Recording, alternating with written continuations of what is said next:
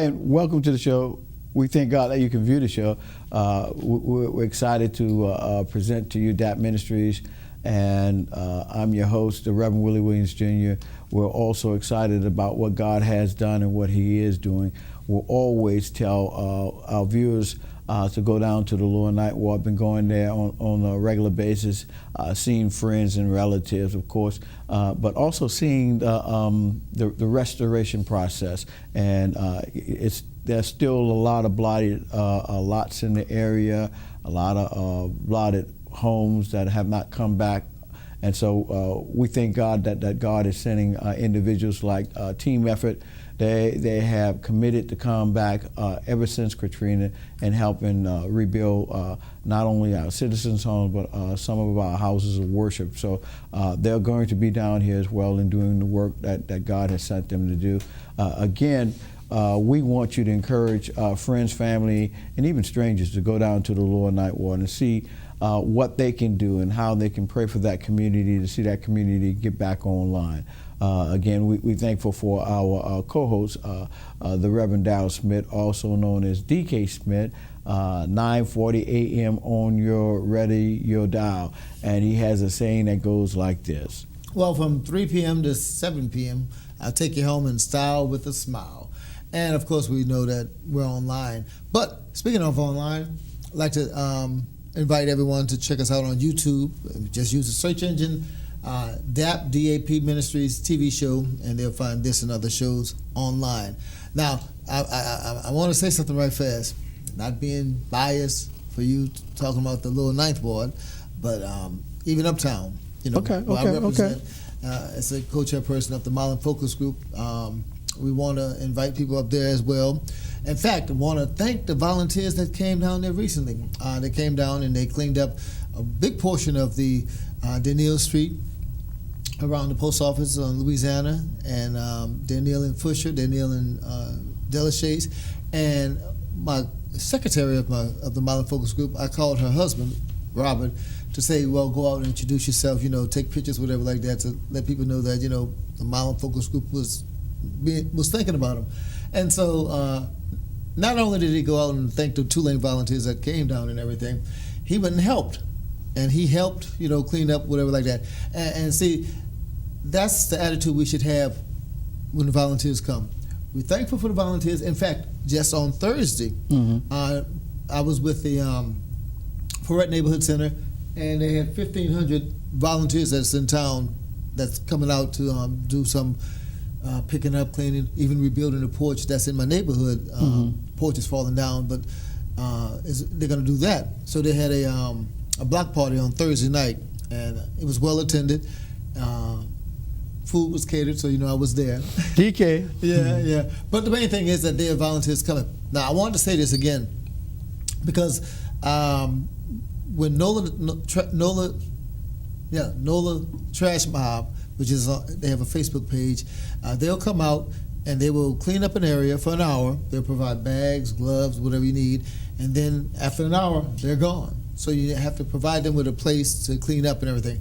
And of course, we know there are a lot of places. But I remember recalling we were at the corner of Saratoga and Fusher, which has a vacant lot. And that's another place where Tulane volunteers came.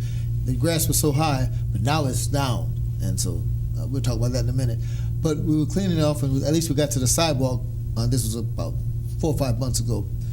And about 10 or 12 people came from NOLA Trash Mob, and only 1 or 2 people were with Marlin Focus Group, because that's all that came.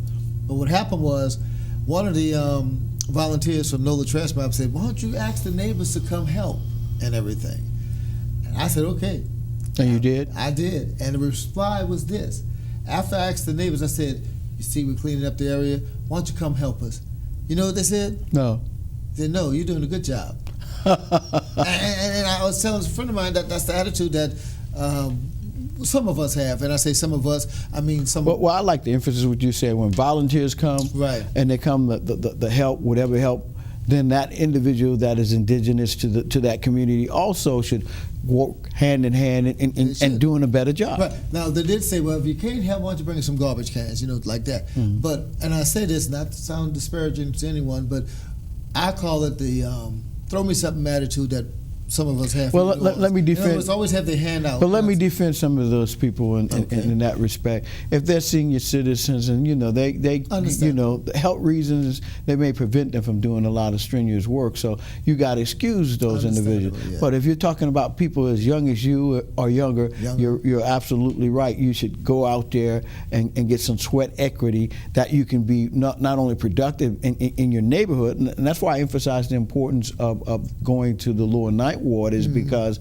they don't have the population that they have here in the uptown area. And so a lot of blighted lots, and so with the population not being there, and there's a lot of individuals that are senior citizens, they can't do like a 18-year-old, 19-year-old. In other words, if they're out there in the heat, they can wind up with a heat stroke. So you really want to protect them. And we thank God for our senior citizens. Oh yeah. We should honor them more than what we do, and show appreciation to them. And you got some announcement, but today is a very special day. Yeah. Oh yeah. Okay. And you know what? I should have said something, and you should. Thanks for reminding me. I was going to let you forget. But make sure before the show is over, you're going to tell every mother something special. Hello, mothers, and we like to say Happy Mother's Day to all the mothers that's out there. And of course, we remember those who mothers are not here and everything. And white flower for if your mother's not here, red flower if your mother's here. So I'll be wearing a white flower in memory of my mother, Martha Smith. Used to call her Baby, used to call her Ratty, and she had a couple other names, Pee Wee, because she was short. But just the idea that our song says "I remember Mama." I remember Mama. Yeah, and thank you for reminding me. Yeah. Let me share with you some announcements that we have concerning the Union Baptist College and Theological Seminary. What's going on? The Union Baptist College and Theological Seminary invites you to worship with them during the 76th annual baccalaureate and commencement activities. It's going to be on this Tuesday and Wednesday. That's May 13th and 14th, 7 p.m. And both activities will take place at the Mount Hermon Baptist Church, 2153 Broad Street, North Broad. Reverend John Jackson is the pastor. Reverend Kenneth Thibodeau, pastor of the Asia Baptist Church of New Orleans, will deliver the baccalaureate sermon. That's again Tuesday, May 13th. And Reverend Dr. Fred Jeff Smith, pastor of the Shiloh Missionary Baptist Church of Baton Rouge, will be the commencement speaker, and that's on Wednesday, May the 14th. So they look forward to seeing you, sharing, and doing those two special events. Also, they solicit your spiritual support for this occasion, and so that's from President Robert Turner, President Kenny McDowell, Academic Dean. And so remind everyone that that's on the agenda. That's on the agenda. You gave the times. Did you get the times? Well, it's 7 p.m. I did. Yeah, 7 p.m. May 13th and May 14th. And so we want to share that. And I'll just share briefly that coming up in May, we know the Louisiana Freedmen Missionary Baptist General Association will have their annual session.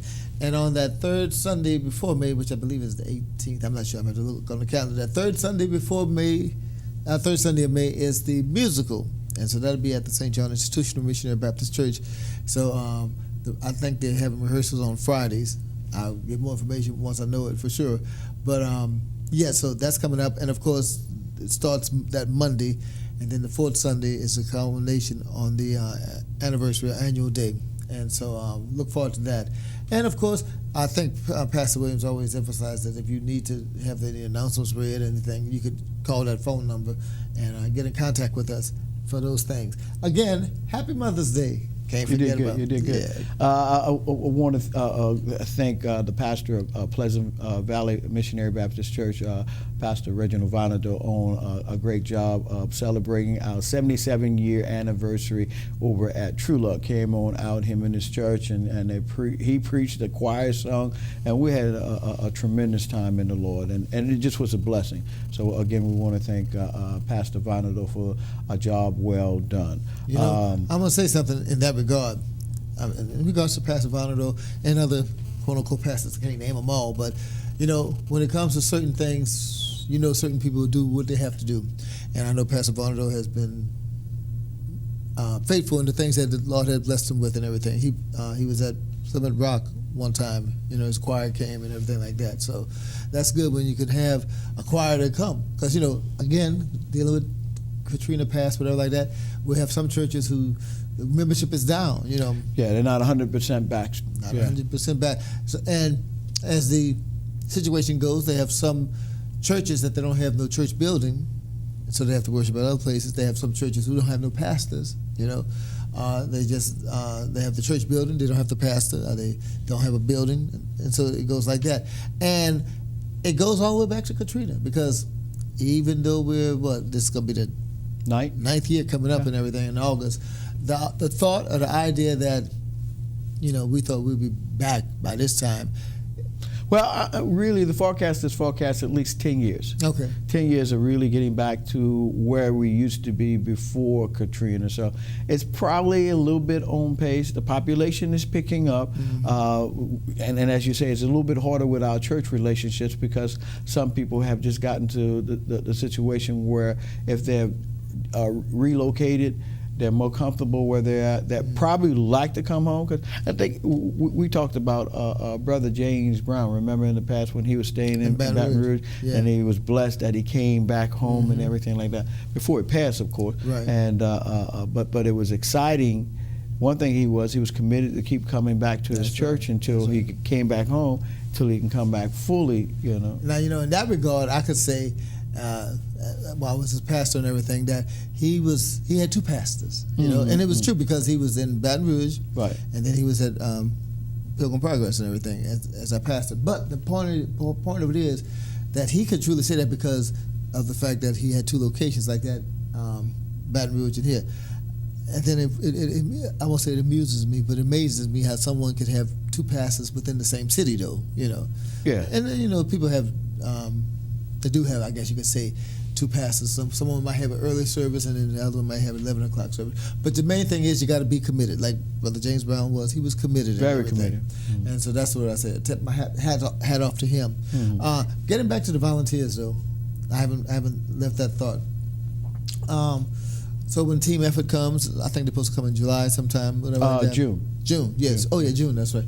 So when team effort comes and everything, locally, we should still give their support, you know? Right. Give their support and what they're doing and everything. Normally what we do is we give them an opportunity to tell the work that they have been doing and the work that they're doing, and even if they have something futuristic that they would like to do. But we every now and then we get opportunity to get some of the volunteers and get them on the show, and they can talk about their experiences. We're going to go a break. We'll talk a little bit more to Pastor Smith, and I know he has another announcement, a couple of more announcements, but we want to encourage you, as we've already said to you, the importance of volunteering.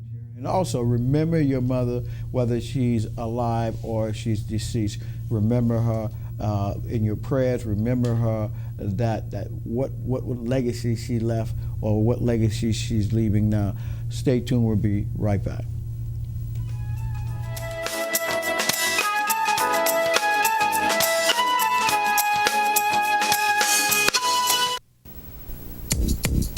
Poor nutrition today will increase Sarah's chances of anemia, add to her healthcare costs, sick days, even stunt her ability to learn.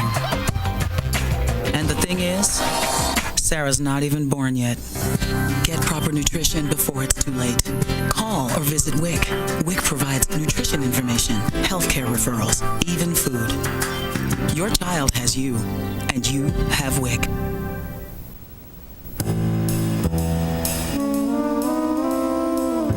Mrs. Johnson, good to see you again. This is Mike. You can trust him. He looks just like you.